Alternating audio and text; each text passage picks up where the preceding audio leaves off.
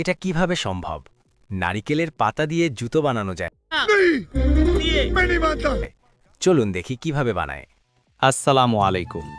কেমন আছেন বন্ধুরা? আমরা প্রতিদিন আমাদের চারপাশে কত কিছুই তো পড়ে থাকতে দেখি, যা হয়তো আমাদের কাছে মূল্যহীন। কিন্তু সৃজনশীল মানুষের হাতে পড়লে সেই সাধারণ জিনিসই হয়ে উঠতে পারে এক একটি অসাধারণ শিল্প।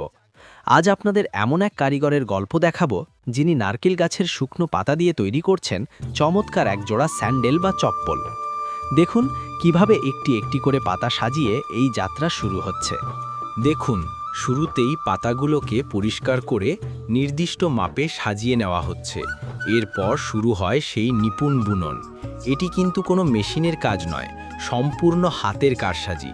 প্রতিটি ভাঁজে ভাঁজে লুকিয়ে আছে অসীম ধৈর্য আর গভীর মনোযোগ। ভিডিওর এই অংশে খেয়াল করুন কিভাবে একটি জ্যামিতিক নকশা তৈরি হচ্ছে।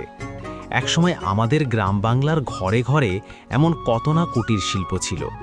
আধুনিক প্লাস্টিকের ভিড়ে আমরা এগুলোকে ভুলে গিয়েছি, অথচ এই প্রাকৃতিক জিনিসগুলো যেমন টেকসই তেমনি পরিবেশের জন্য উপকারী। ব্যাস, তৈরি হয়ে গেল আমাদের পরিবেশ বান্ধব স্যান্ডেল। এই অসাধারণ কারুশিল্পটি আপনার কেমন লেগেছে? যদি ভালো লাগে তবে আমাদের এই দেশীয় শিল্পীদের জন্য ভিডিওটি শেয়ার করুন। আপনার মতামত